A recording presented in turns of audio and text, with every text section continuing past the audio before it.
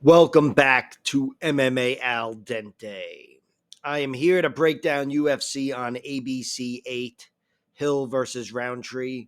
But before I get into that, me and all of us here at MMA Al Dente would like to extend our condolences to Rodolfo Bellato. I hope he's recovered well from that devastating injury on Saturday night. I mean, I've never seen anything like that. I don't know if you guys saw it, but he got kicked in the face with an up kick, which is illegal. And then on the way down, he looked at the ref like, what the fuck? Did you see that? Come on. And then a nanosecond later, he fell down and he went unconscious. And then like 2 seconds after that, he woke back up like the Undertaker. And he was so scared he didn't know where he was, and he backed into the corner like fucking Michael Myers was coming after him. And then the ref tried to tell him, it's okay, Rodolfo. It's all right. You can relax, Rodolfo, even though the ref must have been like, can you just fucking get up already? Come on. But Rodolfo was so scared that he grabbed the ref and started fighting with him. He didn't hurt him or do anything aggressive. He just kind of put him in like half guard and started climbing up on him a little bit and just letting him know, oh, I think you're the fighter. That's what's going on here. So it was very performative, but I still hope he's okay, because you never know. Looked pretty serious at moments. But yeah, let's get into the fights here with the next week's card. Hey, opening up the card, we have Hamdy Abdelwehab taking on Mohammed Usman. My prediction for this fight is Mohammed Usman wins, and I've got him winning by decision. And the basis for the prediction is I envision this being a really close fight, and Mohammed Usman is the underdog. That's the basis. But yeah, I think it's going to be close. My pick is Usman. I do think he is going to shut down the wrestling of Hamdy Abdelwehab. Maybe not completely. I think Hamdy might have one good takedown in him. But in general, I don't think he's going to have two. I think Mohammed Usman's physicality is going to shut him down. And I think Mohammed Usman's going to be a little bit more comfortable than Hamdy down the stretch and get the better of him on the feet. Hamdy still has shown every trait in the book so far. There's no reason to doubt his chin or his heart or anything else, even though he did get tested. He did test positive for a bunch of shit in his fight against Dontel Mays. So there's a little bit of doubt there, I guess, in his traits. But technically, I don't see any clear path to victory. So I'm going with Usman winning by decision. Obviously, Usman's big and fucking strong. He may not be the best striker, but he showed against Zach Pauga in the Ultimate Fighter finale. I forgot you can see his record here. That his power can show up, hit the surface, and it did in a big way there, getting him the Ultimate Fighter championship. But yeah, since then he's 3-2 in the UFC. He lost his last two to Thomas Peterson, who can mix in the wrestling like Hamdy, and to Mick Parkin, who just thoroughly outpointed him on the feet. But Peterson, I think, is more comfortable of a fighter than Hamdy. Hamdy, it's tough to gauge exactly where he's at because he's been so inactive lately. And the guy in his 30s here, he's only had two fights. They're both in the UFC, and only one of them counts because the other one was overturned. But yeah, it's tough to gauge exactly where he's at. But seeing his two fights against Dontel Mays and Jamal Pogues, which he easily could have lost, I do think he's in that same class as Usman as a fighter. And I think this is a very winnable fight. Usman lost to Dontel Mays in his first loss 7 years ago by decision. And he also lost this guy, Brandon Sales, who got him out of there with a rear naked choke. Usman got tired and hurt and choked down the stretch there. But I still like the way Usman's looked in the UFC in victory and defeat, showing he can go 15 minutes. Hamdy Abdelwehab, he can say the same thing. Again, he never lost, but that Jamal Pogues fight easily could have gone the other way. But he's shown every trait in the book so far. There's no reason to doubt him. But again, Jamal easily could have gotten the better of him, and I think Mohammed Usman can plug himself into that fight and have a lot of that same success. I think Usman physically can shut down a lot of Hamdy's wrestling, especially down the stretch. And on the feet, Muhammad Usman, I think, is going to be a little too comfortable for Hamdy. And I've got him winning by decision. As for the bet, uh, I bet a little bit on Muhammad Usman, just enough to kill some parlays because I'm a jerk off. But in general, I'm not jumping on his money line. He is my pick, but it's not my most confident pick. Like I said, I expect this one to be close. I will look for the plus points here, the point spread, and the over. I do envision this going the distance, even though they're both big, strong heavyweights. But I think this is going to be a close fight that goes 15 minutes. And maybe I'll look for bets that cover that prediction where I can bet a little bit more confidently. But as for the pick, with a gun to my head, I'm going with Muhammad Usman. Next up, we have Tagir Ulenbekov versus Azat Maksum. My prediction for this fight is Tagir Ulenbekov wins, and I'm going to go with him winning by decision. I don't know if I'll place any bet that covers that prediction because right now the odds are too wide, the money line. But that is the prediction that Tagir wins. And I'm not married to him winning by decision either.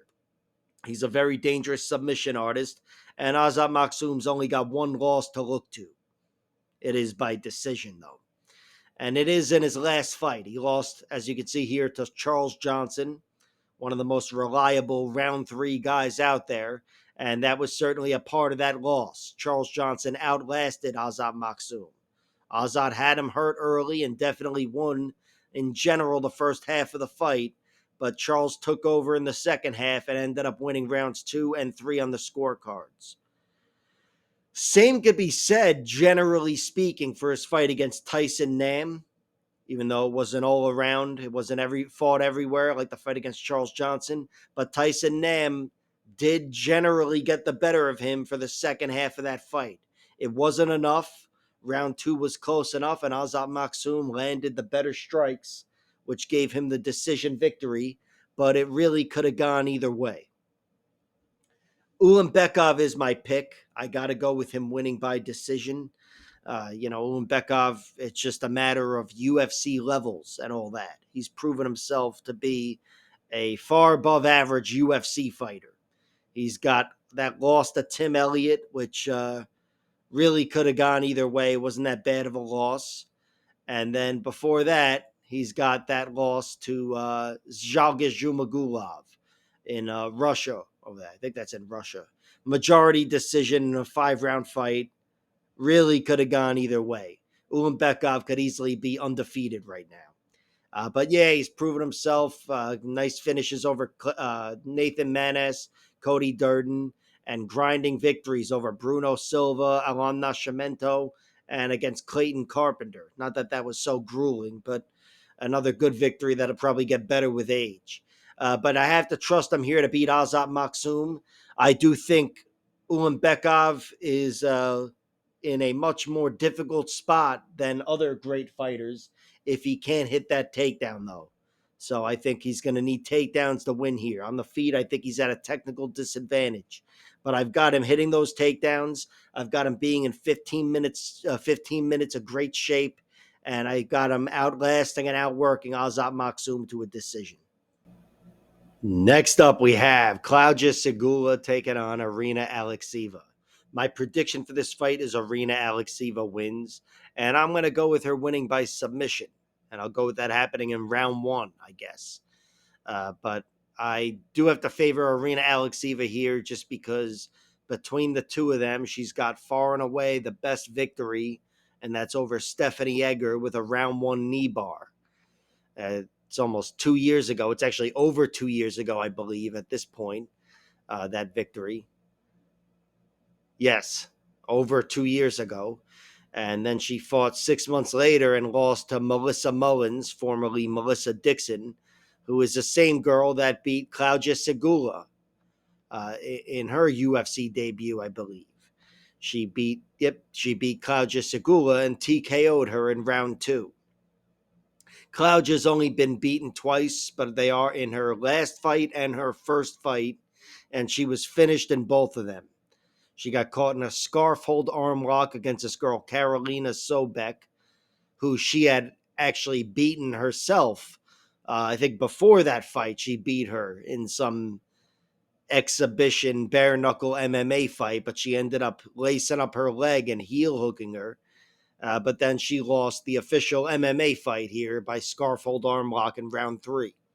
And then her last fight, her UFC debut, she was TKO'd against Melissa Mullins, who was also on this card. Melissa is a good fighter and was really good on top and advanced and pounded her out. And I just think in general, Irina is going to be more dangerous and in general better on the ground than Klaudia Sygula. Irina is the Russian Ronda. That's her nickname, even though she's only got 2 submission victories. But she's definitely a dangerous girl. She's shown it. Even on the feet, she's shown it in the UFC, knocking down Melissa Mullins in their fight. But I think she is much more dangerous on the ground. That's where most of her finishes will come. And I'm envisioning that happening in this fight. I can't say she's going to next level Klaudia Sygula because these girls both have similar records and they're just getting going in the UFC. But Irina Alekseeva, she certainly handled herself better against Melissa Mullins, Melissa Dixon, and I think she is going to show that next level of danger against Klaudia Sygula and show it early. And I think she's going to get her out of there on the ground. Of course, if these girls go the distance, I'd still be inclined to favor Irina Alekseeva, but yeah, nothing's a lock. These girls don't have the deepest resumes. But as deep as they are, the one win that stands out far and away is the win over Stephanie Egger here by knee bar, round 1.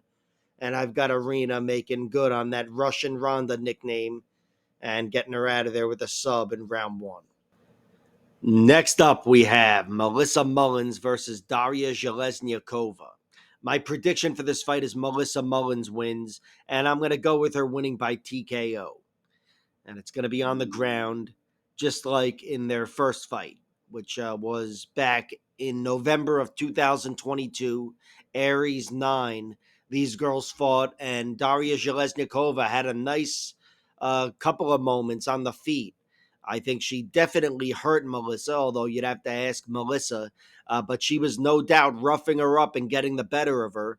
And then I think she went for a spinning back fist or something, but she ended up getting clinched by Melissa, and Melissa took her down. And then Daria went for an armbar. Melissa shucked it off, advanced to mount, and pounded her out from mount, even though may not have been the best stoppage I've ever seen. And there was only 1 second left in the round. But still, she went forward with the ground and pound and forced a finish. And she's got 4 finishes, Melissa Mullins, in her 7 victories, including her last one over Klaudia Sygula, who I just talked about. And I think it's the most likely outcome here in this rematch. And part of that is based on Daria Zheleznykova's last fight, where she lost to Eileen Perez. Eileen Perez is a really good fighter, but she's a really good top game fighter, just like Melissa Mullins. And Melissa, I think, will be able to advance on her. And I'm going with a TKO because the arm triangle choke just doesn't seem as likely for Melissa. But no doubt, advancing with her jiu-jitsu, I expect will be part of that finish. But Melissa, she was knocked out since that first fight against Nora Cornale. Can't ignore that. That's her one loss. That was in round 2. Nora kneed her in the body and then head kicks as she turned away from her. She was kicking her into the cage there. But it was a knee to the body that ended that fight. And Daria Zheleznyakova may not have that kind of danger in her like Nora Cornale. Nora's pretty fucking dangerous, and she's a Muay Thai fighter with sharp knees. But Daria is still definitely capable of doing the job. She was roughing up Melissa in the first fight. Again, I think Melissa was hurt, but no doubt points were being scored against her. And I think here, this fight is likely to end in a finish, even if I'm wrong about my pick. and that's why the under, which is now minus 135, I still think has value because it's set at under 2.5 rounds. Although I got it at a little bit better of a price, I think closer to even. But still, I think that's pretty much a toss up, and I expect this one to end with a finish. I think Melissa's going to be too good on top, and Daria's too vulnerable. And on the flip side, Daria Zheleznyakova was roughing her up the last time, and Melissa Mullins has now lost once, and she was taken out with a knee to the body. So the finish, I think, is more likely here, and it's not like the odds don't represent that. They do. It's slight, but it is expected to end at a finish. But yeah, I think this one is going to be a clash of styles.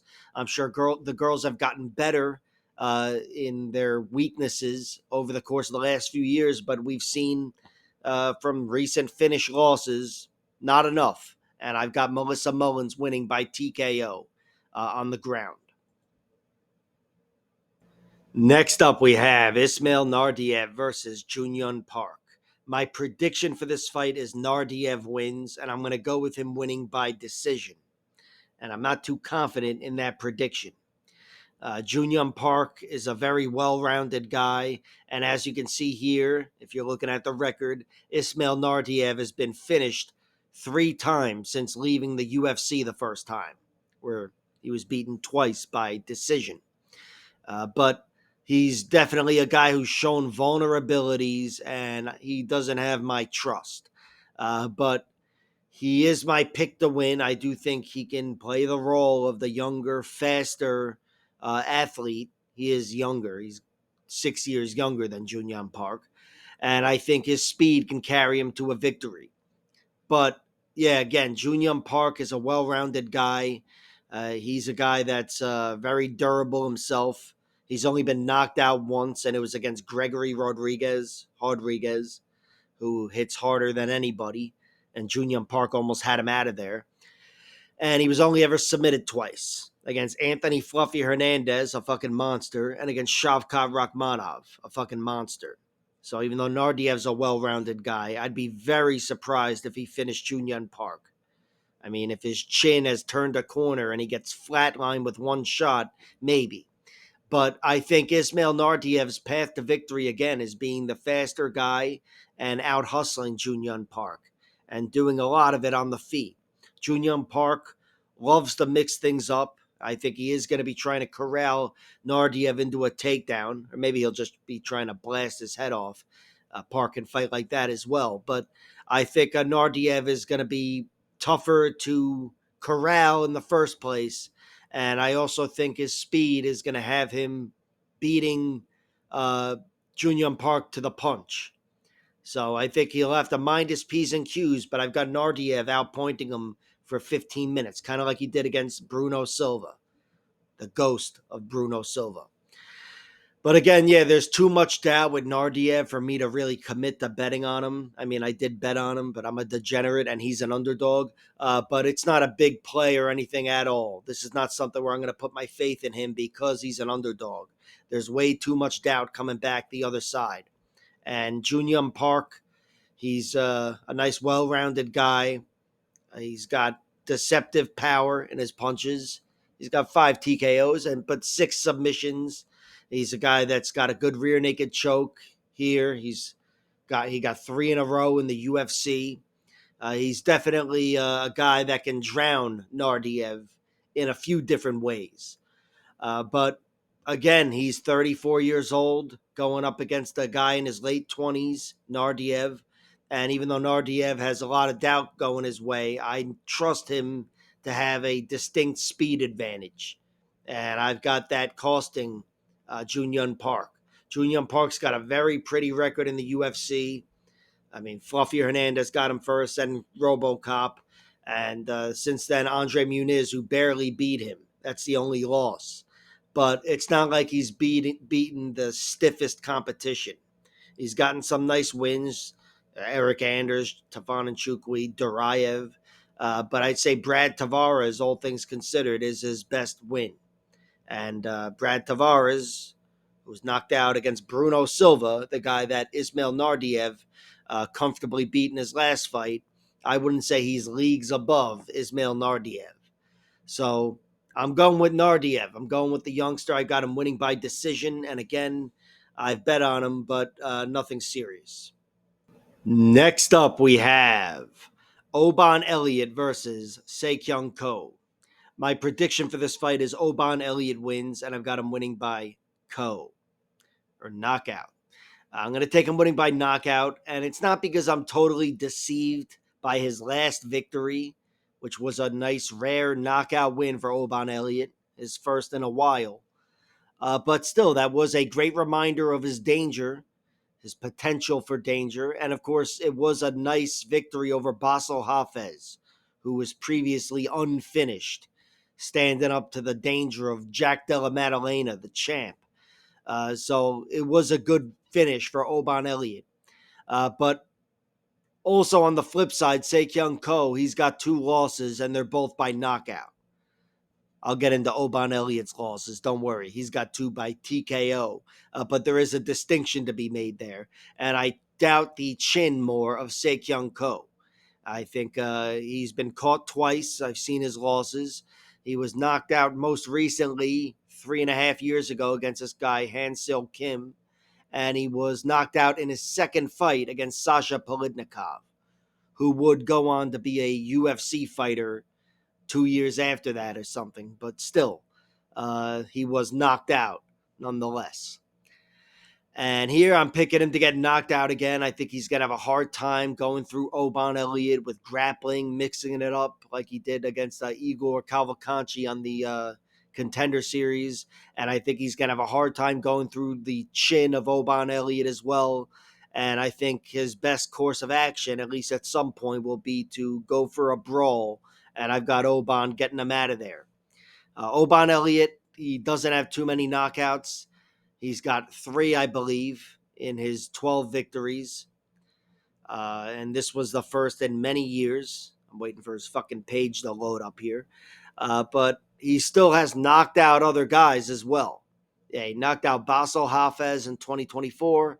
And his most recent knockout win was sandwiched between his 2 losses almost 4 years ago against this guy, George McManus. But he did knock him out in not one punch, but a few punches. But the guy was unconscious on the floor. And yeah, I do think Oban Elliott, he's more dangerous than his record would indicate. But his record indicates he's a good fighter. He's already 3-0 in the UFC, and he's shown he can fight hard for 15 minutes. So no doubt, even if I'm wrong about the knockout, my pick is Oban Elliott wins. I think he makes it difficult for Ko to go through him, Seok Ko to go through him in any sort of way. And I've got Oban Elliott outpointing him and taming him if he doesn't knock him out. Oban's got 2 losses. He was knocked TKO'd against this guy, Madars Fleminas, who's a good fighter. And he was also TKO'd against Mikhail Figlak, who I believe is still in the UFC. They're round 2 and round 3 losses, and he was drowned on the ground. And he was finished with ground and pound, but he wasn't knocked out. And my estimation of his chin is very fucking high, especially after this Contender Series fight against Brito. Kayik Brito, his chin was put to the test against that fucking monster, and he passed that test and ended up walking away with a tight decision victory. That was a fucking wild fight. But yeah, I think Oban Elliott can survive wild moments. I don't think Seok Ko is going to trap him and pin him and drown him on the ground, especially down the stretch like that. I think Oban will be able to at least keep himself on the feet, and I think at most go through him and get a knockout victory. And that is the prediction. I've got Oban winning by knockout in round fucking 2. And as for the bet, Oban is way too big of a favorite. Let me pull up the odds because I forgot to do that, I think, for the last fight. Oban Elliott is way too big of a favorite, almost 6-1. Definitely not worth it to me to bet on him, even though, again, I pick him to win the first decision and the first knockout. But the under here, that's worth a bet for me. Under 2.5 rounds, just plugging in wins and losses. And again, I'm aware Oban isn't the deadliest guy, but here I think he's dipping a step or two in competition as well, compared to, where he's been at in the UFC. Maybe not with fucking Val Woodburn, but with Preston Parsons anyway. And I've got him going through Sang-Kyung Ko. Why do I commit to saying his name when I have no fucking idea how? But I've got him winning by Ko. Next up, we have Bogdan Grad versus the PFL. What the fuck? All right, let me get rid of this shit. Bogdan Grad versus Muhammadjon Naimov. My prediction for this fight is Naimov wins, and I'm going to go with him winning by decision. And I'm not too confident in that prediction. Certainly wouldn't bet on him, and I got to be honest, I'm rooting for Bogdan Grad. I really like Bogdan Grad's performance against Lucas Alexander, where I picked against him like a jerk off. I also liked his fight against Michael Aswell on the Contender Series. That was his second Contender Series fight. He was knocked out in his first Contender Series fight against Tom Nolan, and that's part of the reason I'm picking Naimov, I guess. But I'm picking him to win a decision, so it's not too heavily based on that loss. But still, Bogdan Grad, despite the loss not being the prettiest, and he's got another decision loss, this guy Carouse, but he's definitely looked good as of late and showed a lot of great traits in particular, which I love to see. And that's why I'm rooting for him and also scared away from betting against him. Naimov is an almost 3-1 favorite. And with him kind of collapsing against Felipe Lima, maybe not even collapsing. Again, I think Felipe Lima took that fight from him in round 3. But with Naimov not being having the heaviest foot on the gas, being the most aggressive guy out there, and with him also getting finished like that against Lima, and with Bogdan Grad showing plenty of traits in recent fights at a high level, I've got to stay away from this one, even though I'm picking Naimov to win. But I'm picking Naimov to win because I think Naimov is still a very talented guy, heavy-handed, heavy wrestling, and heavy on top. He can crouch in the clinch as well. He got a nice win over Khan Ofli in his last fight, which was a good bounce back. That was earlier this year as well. So it's good that he's getting back in there. But he's actually almost following the same schedule as the last year. But yeah, it was good because he lost some momentum against Felipe Lima in a fight that definitely could have gone his way if he was able to make it to the final bell. And it probably would have been a nice win over a guy who would do big things in the future. But still, Naimov, he's only 30 years old himself.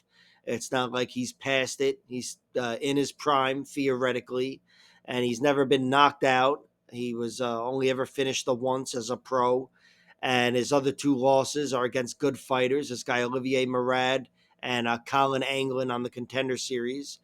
And I think he's an above-average UFC fighter, and even though Bogdan Grad has looked like a really good fighter so far in the UFC, he's still largely untested here at this level, and I've got Naimov being too much for him. I think Naimov hits hard where maybe he can go through him like Tom Nolan did, but I still think he's much more likely to win a decision here. Use his power and his grappling and his strength to outpoint Bogdan Grad. So yeah, I'm going with Muhammadjon Naimov. I'm staying away from this betting wise, and I'm rooting for Bogdan Grad. Next up, we have Nazim Sadykhov versus Nicholas Mota. My prediction here is Sadykhov wins, and I've got him winning by knockout. And the basis for the prediction is I don't trust the chin of Nicholas Mota.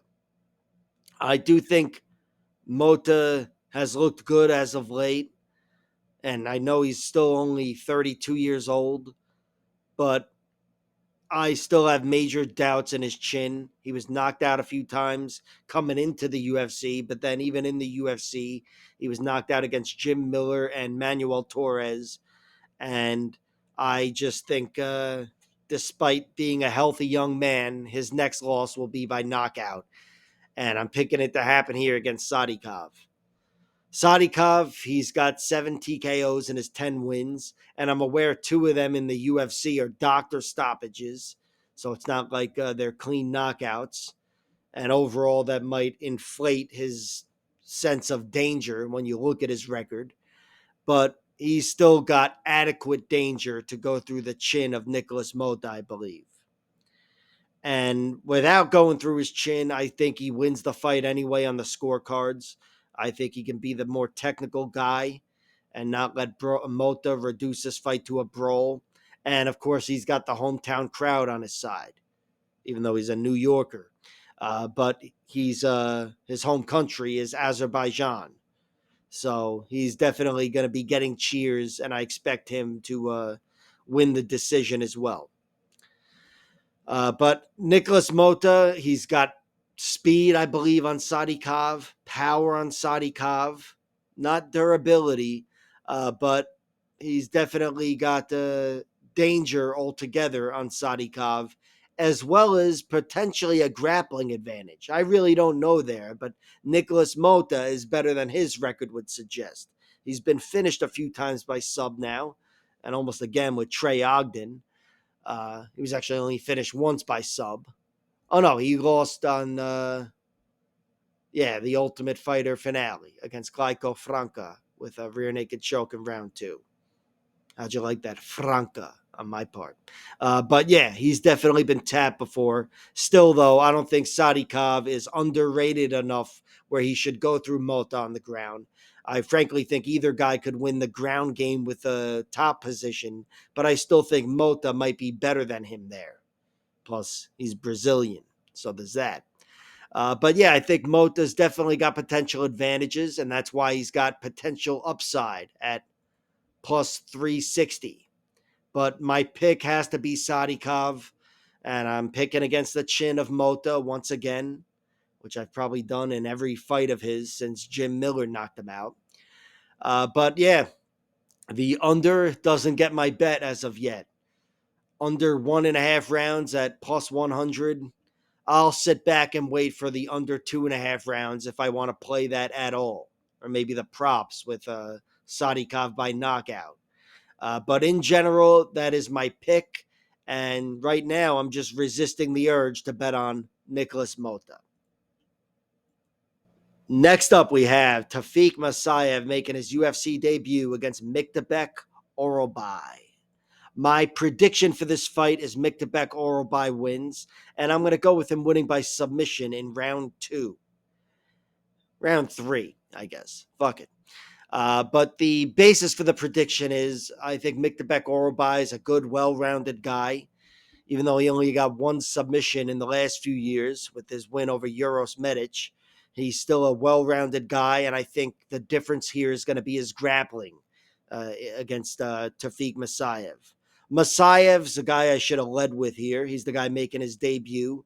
He's a fucking monster over from Ryzen. He's got 22 wins with 18 knockouts, which is astounding. Just 2 decision victories, and the other 2 is submissions, of course. But yeah, he is very much a potent knockout artist.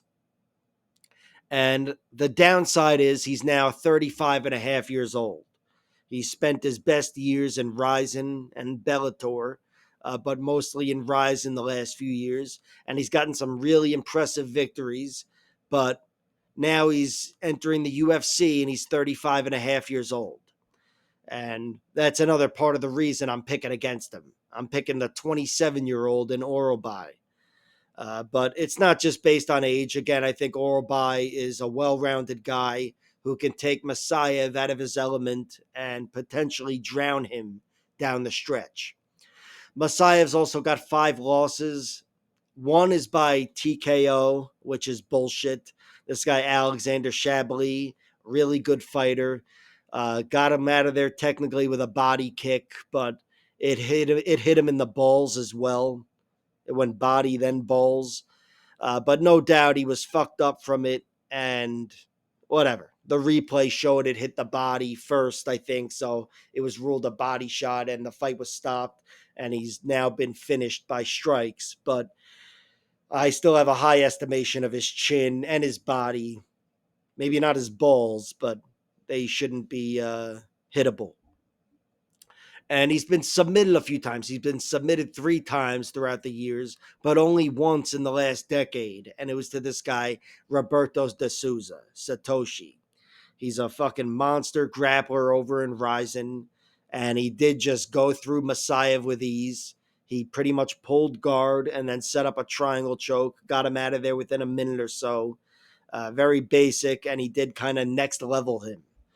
But that guy is a better grappler than Miktabek Orobai.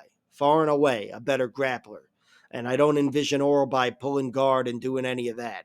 If the submission comes like I predict it will, it's going to be with him wearing on Musayev with top position and drowning him down the stretch, I believe.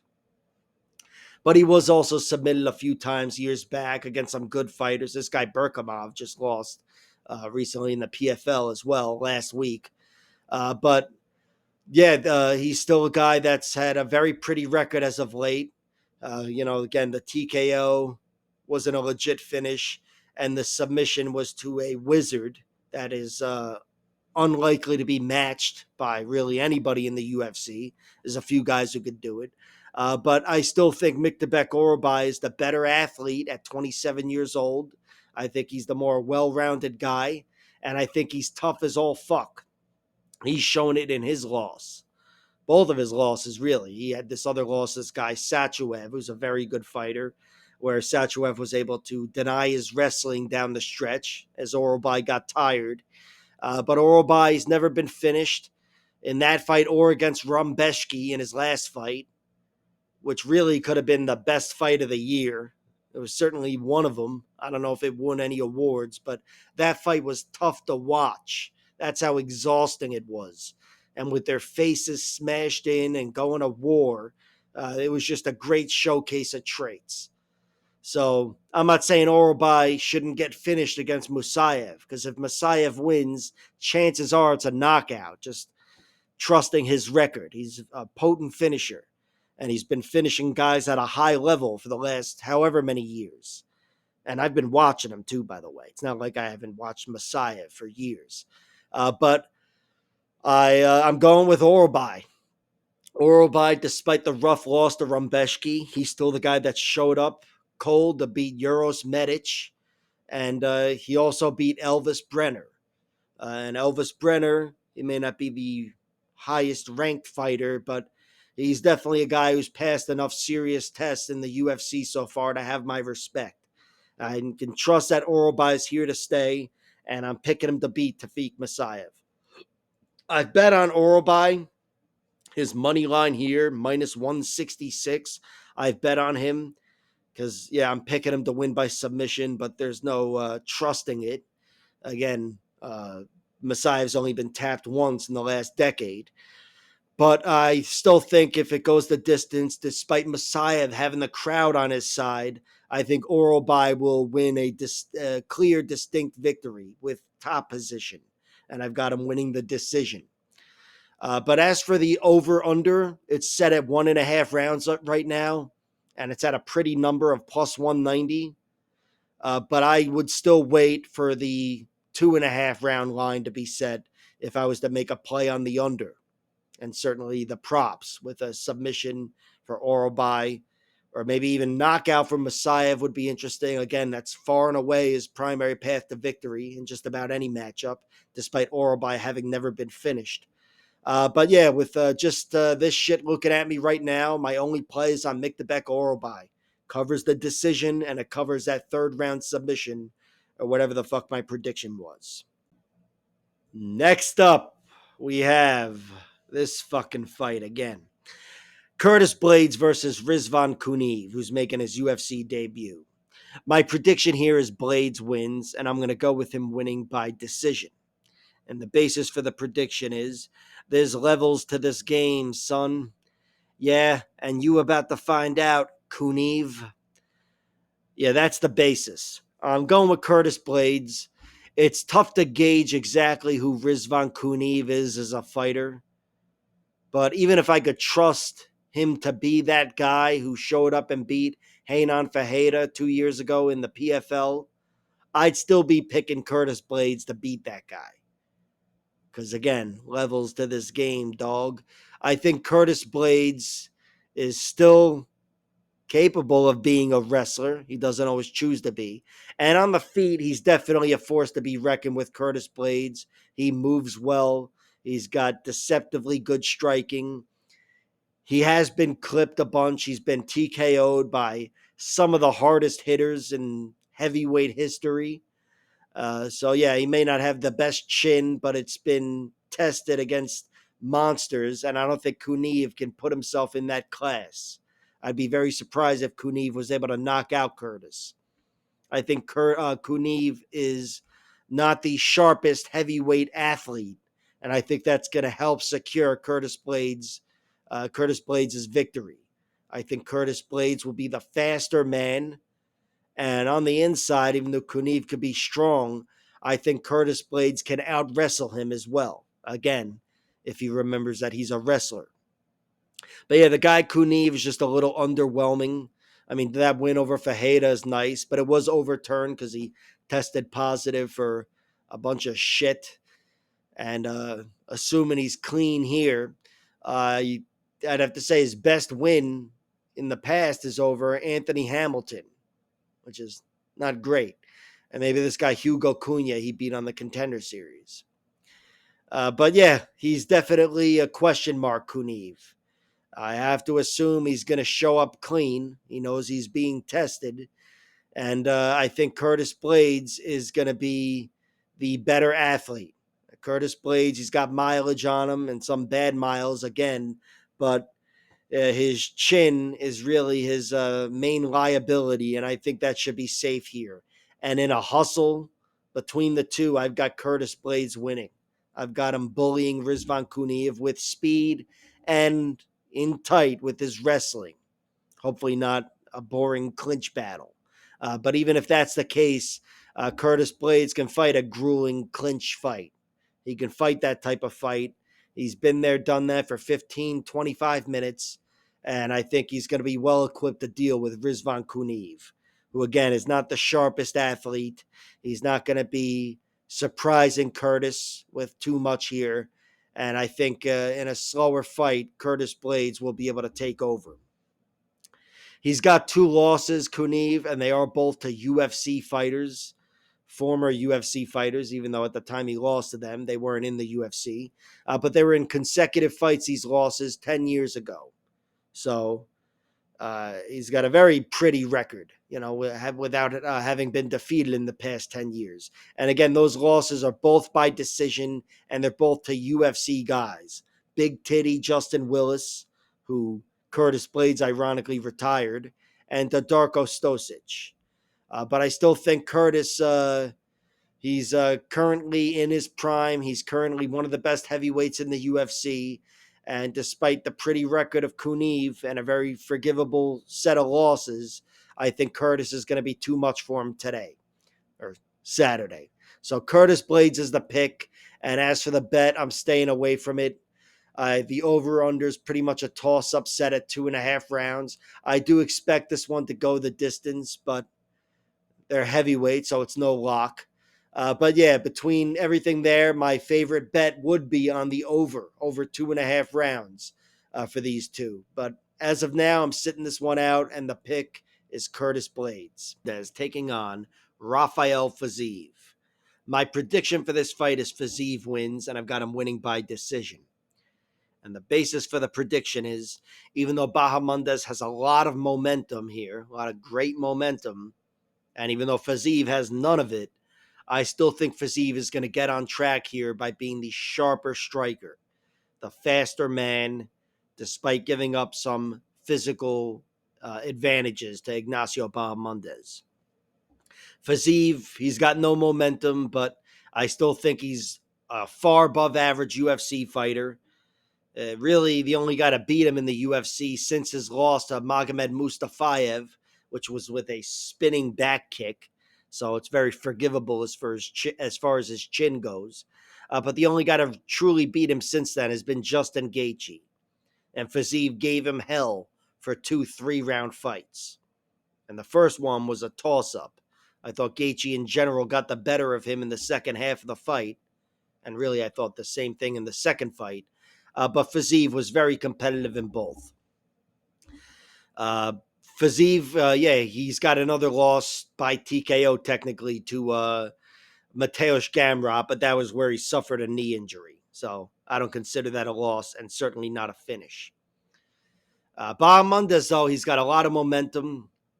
He's only got 2 submission victories, and they come with his recent momentum. A triangle choke over Jalen Turner in his last one, where he retired Turner, and the third round Darce choke over Rong Zhu, or Zhu Rong, a few years ago. So, yeah, for a guy who's never going to be known as a submission artist, it's good to see him rounding out his game as he levels up and levels up. So he's still only 27, and the sky's the limit for Bahamondes. But here, despite his recent momentum, I've got to pick Fiziev because I think Fiziev is going to be a problem for him on the feet, where few fighters are.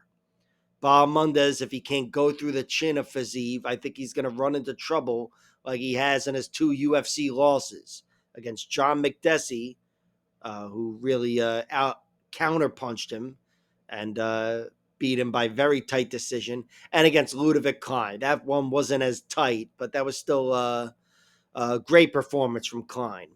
And I think, like Klein, Fiziev is a shorter guy, but the sharper striker between the two, although he's not as likely to mix in grappling like Klein. But yeah, as for the grappling, I think Bahamondes, with his 2 submission victories in the UFC, he might be the more dangerous guy. But I still think neither guy is going to dominate the other with grappling here. If there are points to be scored, it'll come from top position in a few moments.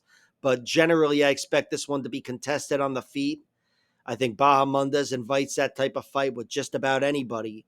But here against Fiziev, I think he's going to find himself at a disadvantage against a faster athlete and a guy who's a really comfortable striker.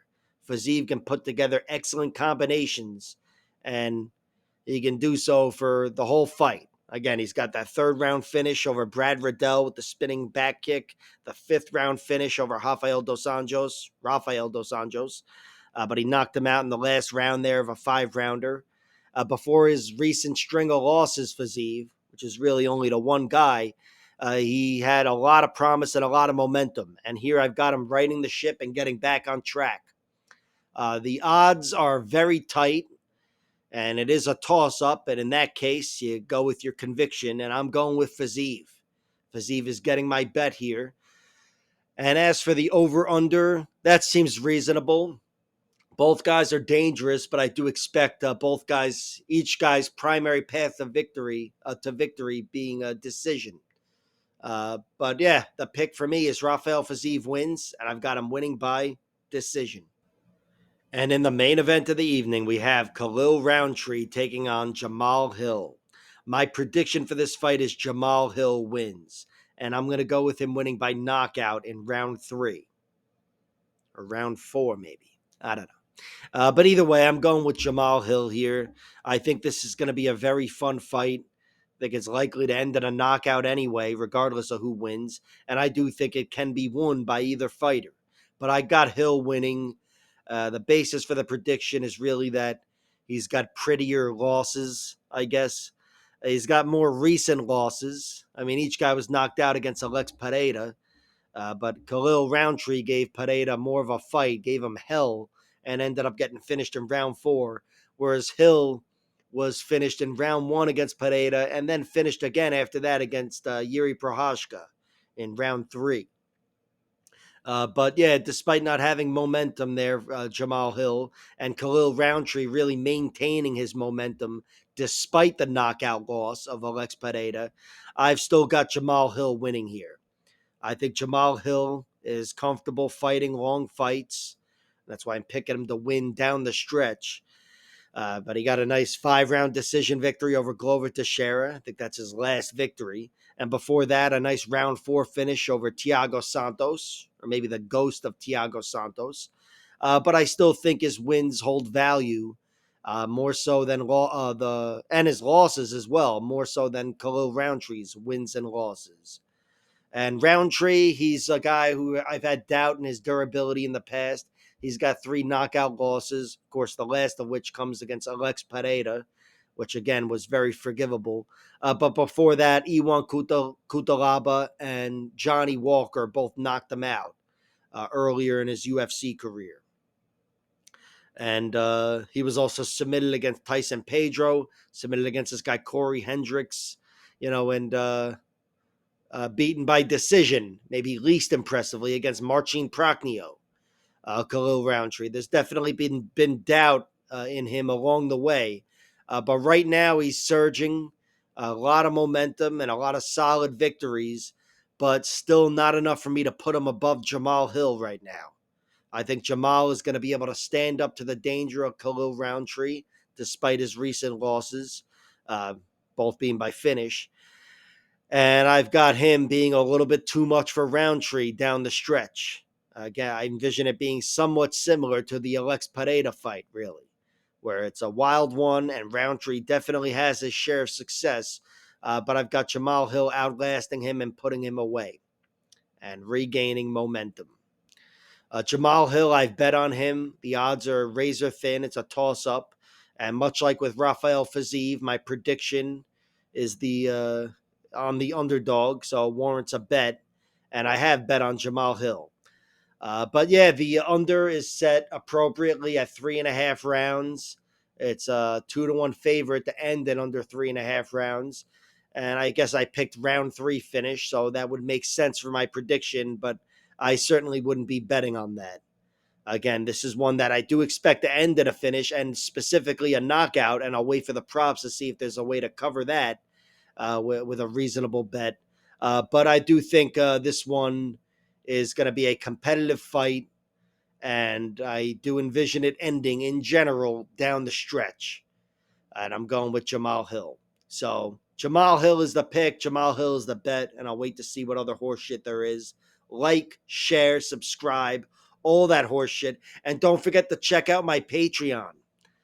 Oh, no, wait, I don't have a Patreon. But yeah, give me a like. It would mean the world.